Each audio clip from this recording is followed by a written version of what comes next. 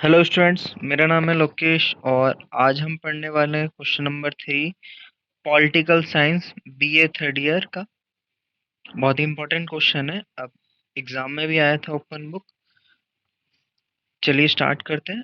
अंतर्राष्ट्रीय संबंध के अध्ययन के लिए नवउदारवादी संस्थावाद के मुख्य लक्षणों की विवेचना कीजिए। यानी कि इस क्वेश्चन में अंतर्राष्ट्रीय संबंध के जो अध्ययन होते हैं उसमें नवउदारवादी संस्थावाद का लक्षण के बारे में पूछा है। चलिए स्टार्ट करते हैं। आंसर नंबर 3, अंतर्राष्ट्रीय संबंधों के अध्ययन में नवउदारवाद विचारधारा का यह मानना है कि देश का लक्ष्य दूसरे देशों से सापेक्ष लाभ से के बजाय पूर्ण लाभ सुनिश्चित करना होता है, या यह होना चाहिए। तो जो है ये पूर्ण रूप से लाभ के ऊपर बात हो रही है। नवउदारवाद उदारवाद का संशोधन संस्करण है।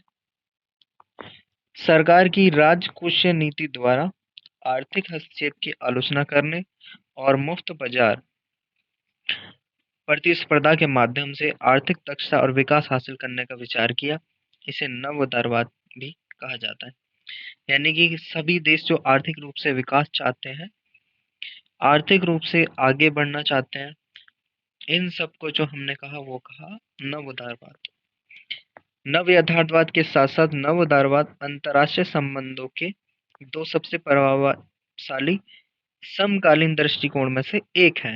यानी कि दो दृष्टिकोण में से एक जो है वो है हमारा नव उदारवाद। पिछले 3 दशकों में से दो दृष्टिकोण अंतर्राष्ट्रीय संबंधों में सबसे प्रभावशाली सिद्धांत रहे हैं। फिर है नव उदारवाद विचारधारा का विकास नव यथार्थवादियों को जवाब देने के तौर पर हुआ। तो नव उदारवाद का जो शुरुआत हुई वो नव यथार्थवादी को जवाब देने के लिए हुई। फिर है नव उदारवादी तर्क आधारित है। नव यथार्थवादी एक विकेंद्रीकरण व्यवस्था के भीतर सहयोगी व्यवहार को संभाले बनाने की किस्मों पर कमतर आंकते हैं, जहां दोनों सिद्धांत हालांकि राज्य और उसके हितों को ही विश्लेषण का केंद्रीय विषय मानते हैं। उदारवाद की अवधारणा इस बात को व्यापक हो सकती है वे कौन कौन से हित हैं।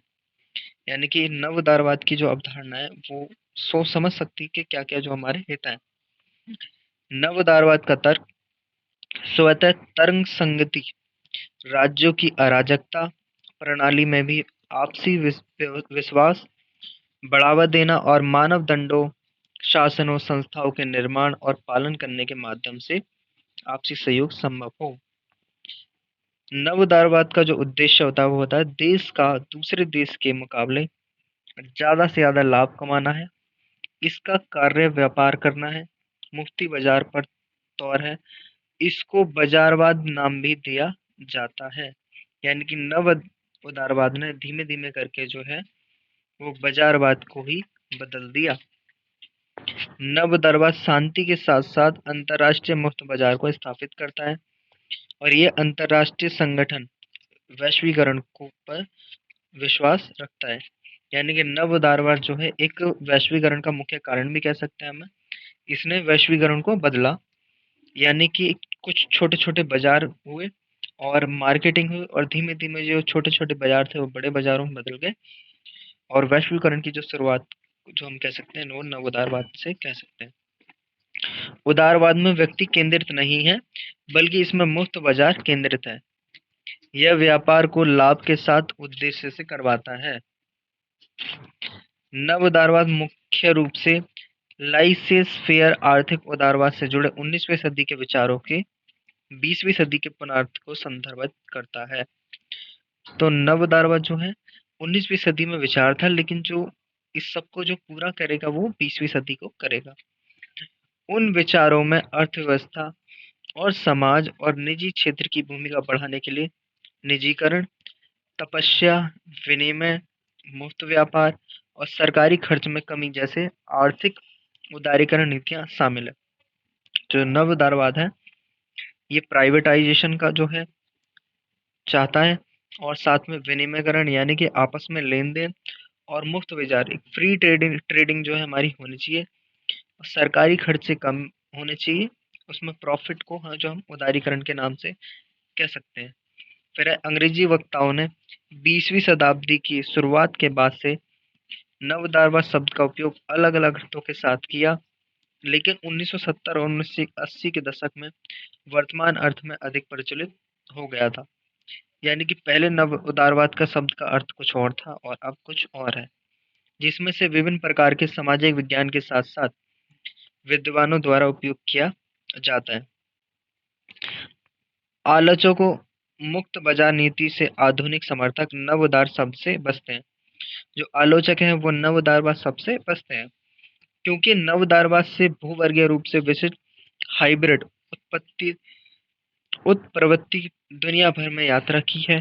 जिस प्रकार नव उदारवाद अन्य अवधारणाओं के साथ साथ कई विशेषताओं को साझा करता है, जिन्होंने लोकतंत्र समेत अर्थों को चुना। जो लोकतांत्र देश जिन्होंने सुने वो जो है नव उदारवाद के ही साझे हैं। फिर समय के साथ शब्द की परिभाषा और उपयोग बदल गया है। एक आर्थिक दर्शन के रूप में एक 1930 के दशक में यूरोपीय उदार विद्वानों के बीच उदारवाद उपजा।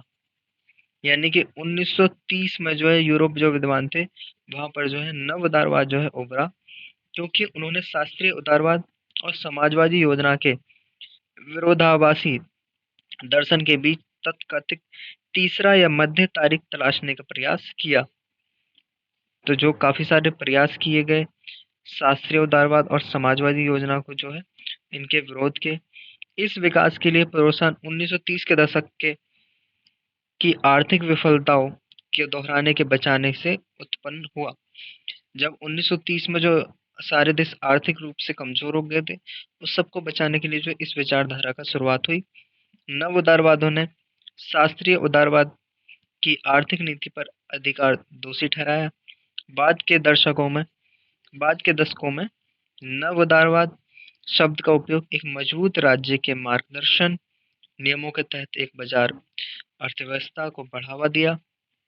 एक मॉडल जिसे सामाजिक बाजार अर्थव्यवस्था के रूप में जाने जाने लगा। तो आगे जाके जो है नव उदारवाद जो है एक अच्छी तरकीब बनी, जिसने जो क्या है नए नए बाजार और अर्थव्यवस्था को बड़ा कर दिया। अब आता है 1960 का दशक। 1960 के दशक में नवोदार शब्द का उपयोग भारी गिरावट हुई। चिल्ली में अगस्तो पिनोकेट के आर्थिक सुधारों के संबंध में 1980 के दशक में यह शब्द फिर से प्रकट हुआ।